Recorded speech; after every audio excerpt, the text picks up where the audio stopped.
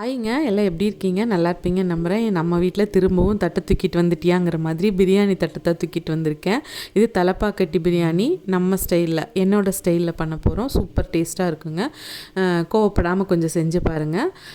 மறக்காமல் சப்ஸ்கிரைப் பண்ணிவிட்டு லைக் பண்ணிடுங்க. முதல்லையே சொல்லிடுறேன். 20 சின்ன வெங்காயம், அரைக்கிறதுக்கு 20 சின்ன வெங்காயம், ஒரு 15 பல் பூண்டு, ஒரு சின்ன விரல் சைஸ் இஞ்சி, கொஞ்சம் மல்லித்தலை போட்டு அது தனியாக, பச்சை மிளகா 3 போட்டு தனியாக அரைச்சி வச்சுக்கலாம். நமக்கு வந்து பிரியாணி மசாலா உடனே ஃப்ரெஷ்ஷாக ரெடி பண்ணி போட்டால் இந்த பிரியாணிக்கு நல்லாயிருக்கும். அதுக்கு ஹோல் கரம் மசாலா எல்லாமே, பிரிஞ்சி இலை, பட்டை, சோம்பு, கிராம்பு, அன்னாசிப்பூ, ஜாதிக்காய், கொஞ்சமாக ஜாதிக்காய், அப்புறம் கொஞ்சம் ஒரு அரை ஸ்பூனுக்கு கொத்தமல்லி, அரை ஸ்பூன் சீரகம், அரை ஸ்பூன் மிளகு, இதெல்லாம் வந்து மற்றதில் நான் சேர்த்த மாட்டேன். இந்த பிரியாணிக்கு சேர்த்துனோம்னா நல்லாயிருக்கும். ஏலக்காய் இதெல்லாம் போட்டு கொரப்பாக கொஞ்சம் அரைச்சி வச்சுக்கலாம். இந்த சைடு வந்து அது ரெண்டுமே ட்ரையாக அரைச்சி வச்சுருக்குறோம். அந்த பவுட்ரு, பிரியாணி பவுட்ரு. இன்னொன்று வந்து நம்ம பேஸ்ட்டாக அரைச்சி வச்சுருக்கோம். அது பண்ணதுக்கப்புறமா இந்த பக்கம் கடாயில் நல்லா அடிகனமான பாத்திரத்தில் நெய் பாதி, கடலை எண்ணெய் பாதி, அந்த மாதிரி விட்டுட்டு பெரிய வெங்காயம் நல்லா 2 சைஸ் பெரிய வெங்காயம், 2 நல்ல பெரிய சைஸ் பெரிய வெங்காயமாக எடுத்து ஸ்லைஸ் பண்ணி போட்டுக்கலாம். அது நல்லா வந்து வதங்கட்டும். அந்த எண்ணெய் நெய்யில் வந்து நான் வந்து ஹோல் கரம் மசாலா ஒன்று பேருக்கு போட்டிருக்குறேங்க. அது கடிபட்டுச்சுன்னா சிலருக்கு பிடிக்காது. அதனால் வந்து நம்ம அரைச்சும் போடணும் இல்லையா, அதனால் இருந்தாலும் அந்த ஃப்ளேவருக்காக ஒரு பிரிஞ்சி இலை, ஒரு கிராம்பு, ஒரு பட்டை, சோம்பு அந்த மாதிரி கொஞ்சம் போட்டிருக்கேன். அப்புறம் தான் வெங்காயம் போட்டு வதக்குறோம். வெங்காயம் வதங்கினதுக்கப்புறமா 3 பச்சை மிளகா போட்டு அதுவும் நல்லா வதங்கி கோல்டன் ப்ரௌன் ஆனதுக்கப்புறமா வந்து நம்ம அந்த அரைச்சி வச்சுருக்கிறோம் பிரியாணி மசாலா பவுடர் இருக்கு இல்லையா, ட்ரையாக அரைச்சது, அதை போடுறோம். அது நல்லா வதங்கினதுக்கப்புறம் தான் இஞ்சி பூண்டு பேஸ்ட்டு அரைச்ச அந்த பேஸ்ட்டை போடுறோம். பச்சை மிளகா மல்லித்தலை சேர்ந்ததுனால பச்சை கலரில் வந்திருக்கும். அது நல்லா எண்ணெய் பிரிஞ்சு தெளிஞ்சதுக்கப்புறமா நல்ல ஒரு தக்காளி பழம், நல்லா பெரிய சைஸ் தக்காளி பழம், நல்லா பழுத்த பழமாக கட் பண்ணி அதில் சேர்த்துக்கிறோம். அது நல்லா வதங்கிறதுக்காக கொஞ்சம் நேரம் மூடி வச்சிடலாம். இந்த தக்காளி கொஞ்சம் மசியணும்னு நினச்சிங்கன்னா நமக்கு அந்த கரண்டி வச்சு குத்தி கூட விட்டிங்கன்னா கொஞ்சம் நல்லாவே மசிஞ்சு கிடச்சிரும். நமக்கு இது வந்து பிரியாணி பொறுத்த வரைக்கும் வெங்காயம், தக்காளி, இந்த மசாலா எல்லாமே வதங்கிறதுல தாங்க நல்ல டேஸ்ட் நல்லா கிடைக்கும். நல்லா வணங்குச்சுனாலே நல்லாயிருக்கும். இப்போ வந்து நான் நம்ம வீட்டு காரம் உங்களுக்கு தெரியும், சொல்லியிருக்கேன் நிறைய காரம் வேணும்னு. நான் 1.5 ஸ்பூனுக்கு வந்து வெறும் மிளகாத்தூள் வந்து போடுறேன். வரமிளகாத்தூள் வந்து 1.5 ஸ்பூன் போட்டிருக்கேன். ஒரு ஸ்பூனுக்கு அந்த மிளகாத்தூளை விட குட்டி ஸ்பூனில் வந்து ஒரு 2 ஸ்பூனுக்கு கொத்தமல்லி தூள், 1 ஸ்பூனுக்கு சீரகத்தூள் போட்டிருக்கேன். நம்ம ஏற்கனவே வந்து பிரியாணி மசாலாவுக்கு ஃப்ரெஷ்ஷாகவும் அரைச்சிருக்கோம். அந்த மசாலாவில் வந்து நம்ம கொஞ்சம் வந்து எடுத்து வச்சுருந்தேன். அந்த ஸ்பூன் ஒரு ஸ்பூன் மட்டும் எடுத்து வச்சுருந்தேன். அதாவது நம்ம பிரியாணி மசாலா அரைச்சதுலேருந்து 1 ஸ்பூன் மாற்றி வச்சுருந்தேன். முதல்ல கொஞ்சம் போட்டுட்டோம். இப்போவும் இந்த காரத்துக்கு போட்டோம் இல்லையா, அது கூட இந்த பிரியாணி மசாலாவும் சேர்த்து அது நல்லா வதங்கினதுக்கப்புறமா நம்ம ஒரு குக்கரில் வந்து ஒரு 4 விசில் விட்டு வச்சுருந்தேன்.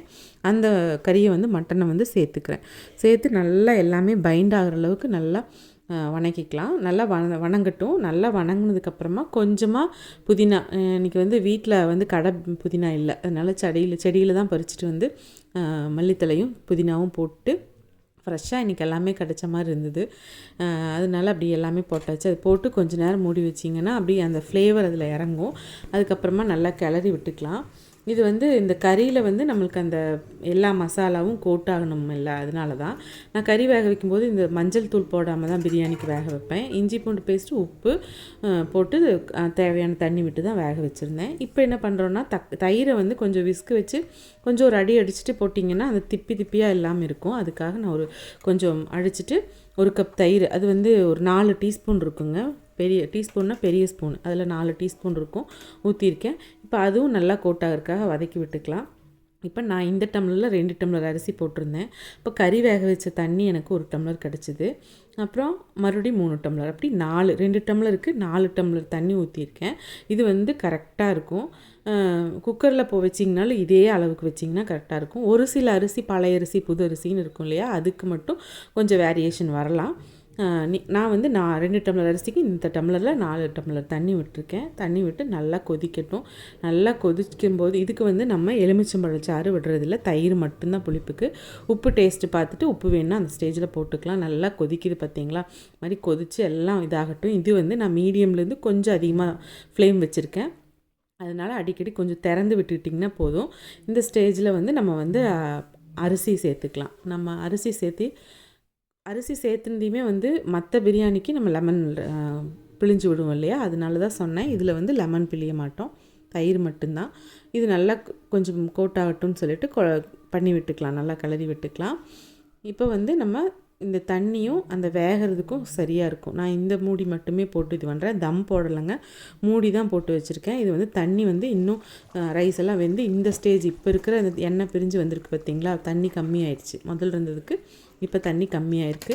இன்னும் கொஞ்சம் நேரம் நம்ம இதே மாதிரி வேக விட்டோம்னா, அதாவது மீடியம் ஃப்ளேமில் வச்சே வேக விட்டிங்கன்னா அடி பிடிக்காமல் கரெக்டாக வத்தி கிடைக்கும். அந்த வத்தினதுக்கப்புறமா நம்ம வந்து ஒரு பழைய தோசைக்கல் எடுத்து வச்சு அதில் இதை தூக்கி வச்சு இந்த தட்டில் வந்து நமக்கு வந்து ஹோல் இருக்கும், அதனால் வந்து அதில் ஆவி போயிட்டுருக்கும்.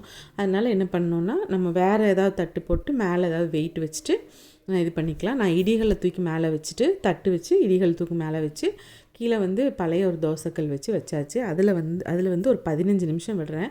அப்போ வந்து உங்களுக்கு கரெக்டாக எல்லாமே ஈக்குவலாக வெந்தும் இருக்கும். நம்மளுக்கு ஏற்கனவே கறி வெந்துருச்சு, ரைஸ்க்காக மட்டும்தான். அதனால் நீங்கள் அது கரெக்டாக இருக்கும். நான் சொல்கிற மாதிரியே செஞ்சிங்கன்னா ரொம்ப கரெக்டாக வரும். இப்போ தோசைக்கல் மேலே வச்சிடலாம். வச்சுட்டு வேணும்னா நம்ம மேலே கார்னிஷ் பண்ணுற மாதிரி அந்த ஃப்ளேவருக்காக நான் எப்பவும் போல் மல்லித்தலை, கொஞ்சம் புதினா மீதம் இருந்ததெல்லாம் போட்டுட்டு அப்படியே தட்டு வச்சு மூடி வச்சுக்கலாம். இப்போ வந்து உங்களுக்கு எல்லாம் ரெடி ஆகும்போது பார்த்திங்கன்னா கரெக்டாக அந்த தண்ணி எல்லாம் கரெக்டாகி அடி பிடிக்காமல் அருமையான தலப்பாக்கட்டி ஸ்டைல் பிரியாணி வந்து கிடச்சிரும். அதனால் உங்களுக்கு வந்து சூப்பரான ஒரு பிரியாணியோட இன்றைக்கி வந்து உங்களை நான் மீட் பண்ணியிருக்கேன். நாளைக்கு வேறு ரெசிபியோடு உங்களை பார்க்குறேன். என்னோடய சேனல் வந்து தாராஸ் ஃப்ளேவர்ஸ். அதை வந்து நீங்கள் வந்து சப்ஸ்கிரைப் பண்ணிவிட்டு பெல் ஐக்கானை கிளிக் பண்ணிட்டு பாருங்கள்.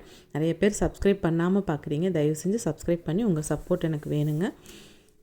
பார்த்திங்கன்னா பிரியாணி கறி எல்லாமே செம்மையாக வந்திருக்கும். கலரும் ரொம்ப நல்லாயிருக்கும்.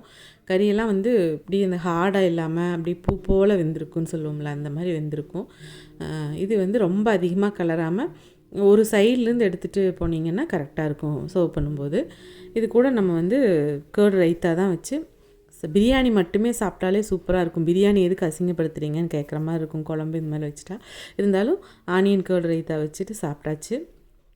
சூப்பராக இருந்துச்சுங்க. இந்த ரெசிபியை நீங்களும் ட்ரை பண்ணி பார்த்துட்டு எப்படி இருந்துச்சுன்னு எனக்கு கமெண்ட் பண்ணுங்கள், லைக் பண்ணுங்கள், ஷேர் பண்ணுங்கள். அதே மாதிரி சப்ஸ்கிரைப் பண்ணி பெல் ஐக்கானை கிளிக் பண்ணிட்டு பாருங்கள்.